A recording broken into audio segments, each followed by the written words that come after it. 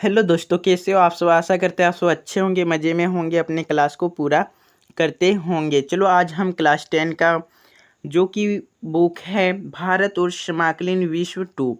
क्या है बुक? भारत और समकालीन विश्व, जो हमें इतिहास के नाम से भी जाने जाते हैं। ठीक, उसका अध्याय नंबर आज पढ़ेंगे, जो है यूरोप में राष्ट्रवाद का उदय। क्या है? यूरोप में राष्ट्रवाद का उदय। इसका प्रश्न नंबर हल करते हैं। अगर इसका अगला प्रश्न चाहते हैं तो इसी वीडियो के डिस्क्रिप्शन बॉक्स में मिल जाएगा। ठीक, चलो चलते हैं, अब प्रश्न को हल करते हैं। अगर आप मेरा चैनल पर नया होंगे तो सब्सक्राइब करके बेल आइकन दबा दीजिएगा। चलो चलते हैं। तो लिखा है प्रश्न नंबर, किन्हीं दो देशों पर ध्यान केंद्रित करते हुए बताइए कि 19वीं सदी में राष्ट्र किस प्रकार विकसित हुआ। मतलब क्या 19वीं सदी, अभी क्या चल रहा है, 20वीं सदी अभी चल रहा है। मतलब 100 साल पीछे हमको बताना है कि दो देशों में कैसे केंद्रित बातें हुई और क्या हुई। ठीक, चलो अब प्रश्न पर चलते हैं और हल करते हैं। ठीक, तो लिखा है 3 नंबर प्रश्न पढ़ते हैं।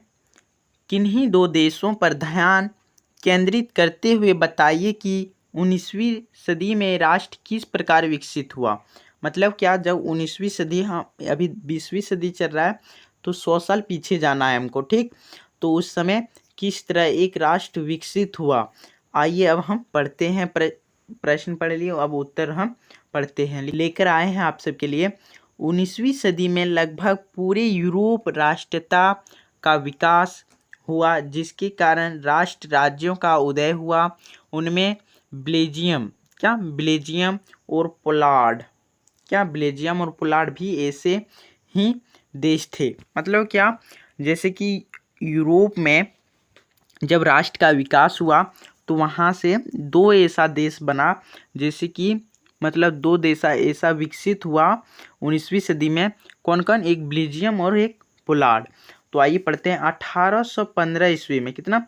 1815 ईस्वी में नेपोलियन की हार के बाद वियना संधि द्वारा बेल्जियम पर पोलैंड को मनमाने तरीके से अन्य देशों के साथ जोड़ दिया गया, जिनका आधार यूरोपीय सरकारों की यह रूढ़िवादी विचारधारा थी। क्या थी?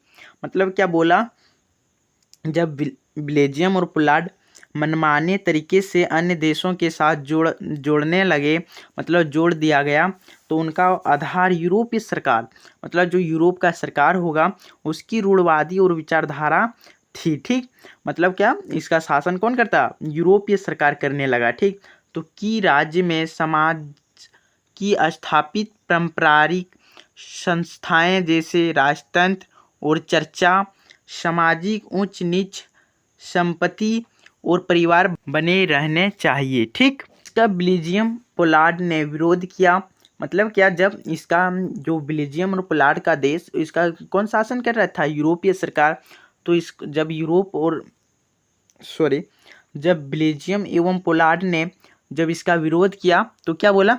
अपने को स्वतंत्र राष्ट्र राज्य के रूप में स्थापित किया और इनका निर्माण इस प्रकार हुआ। ठीक, जब यह लोग विरोध किया तो अपने ये लोग क्या किया? अपने से एक राष्ट्र राज्य का रूप स्थापित किया। ठीक, और इसका निर्माण भी किया। तो पहले बेल्जियम के बारे में पढ़ लेते हैं, फिर उसके बाद पोलैंड के बारे में पढ़ लेंगे। ठीक, तो बेल्जियम में लिखा है, वियना कांग्रेस द्वारा बेल्जियम को पोलैंड के साथ मिला दिया गया, परंतु दोनों देश में ईसाई धर्म, कौन सा धर्म? ईसाई धर्म के कट्टर विरोधी मृत्युआई रहते थे।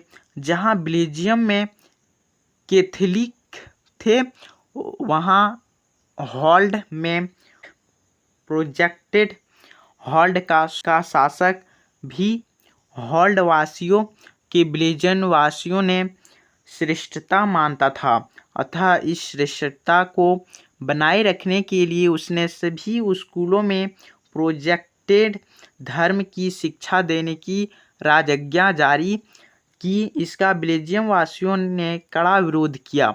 मतलब क्या, जब ईसाई धर्म का कट्टर विरोधी रहते थे तो बेल्जियम कैथेली, वहाँ कौन सा भाषा, कैथेलिक थे। और वहाँ हॉलेड में प्रोजेक्ट हॉलेड का शासक बेल्जियम वासियों को श्रेष्ठता मानता था। मतलब क्या, वहाँ कैथेली भाषा को क्या मानता था, अपने श्रेष्ठ मानता था। ठीक, जैसे कि मेरा भारत में कौन सा भाषा है, हिंदी। ठीक, इसीलिए इसका क्या किया, विरोध किया।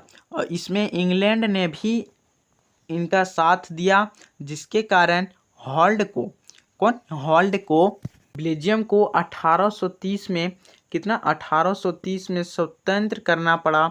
बाद में यह इंग्लैंड जैसे सार्वधानिक व्यवस्था कायम हुआ। मतलब क्या, जब बेल्जियम में 1830 में स्वतंत्रता करना पड़ा तो इसको इंग्लैंड जैसी सार्वधानिक व्यवस्था कायम हुई। ठीक, आप पढ़ते हैं कि किनके बारे में, पोलार्ड के बारे में। ठीक, वियना संधि द्वारा ही पोलैंड का 2 भाग में बांट दिया गया।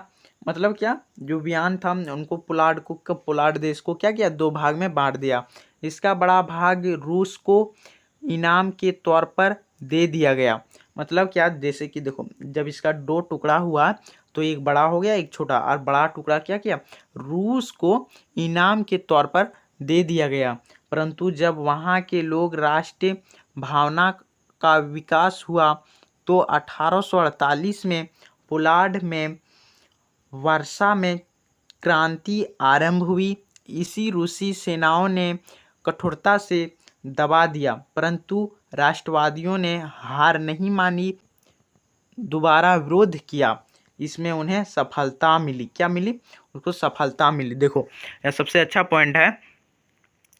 क्या बोला, देखो, विकास 1848 हुआ, और वर्षा में जब वहाँ वर्षा हो रहा था तो क्रांति आरंभ हुआ, मतलब चालू हुआ। फिर उसी रूसी सेनाओं ने, वहाँ का रूस का जो सेना था कहाँ, पोलैंड में, वो कठोरता से उसको क्या कर दिया, दबा दिया, मतलब उसको बंद कर दिया। ठीक, तो परंतु राष्ट्रवादियों ने हार नहीं माना। मतलब जब वहाँ का जनता था और राष्ट्र का, जैसे वहाँ के लोग को क्या कहते हैं, राष्ट्रवादियों कहते हैं, वह लोग हार नहीं माना और दोबारा विद्रोह किया। क्या किया, विद्रोह किया, और जिसमें उन्हें क्या मिली, सफलता मिली, विजय मिली। ठीक, चलो आज के लिए जय हिंद, जय भारत।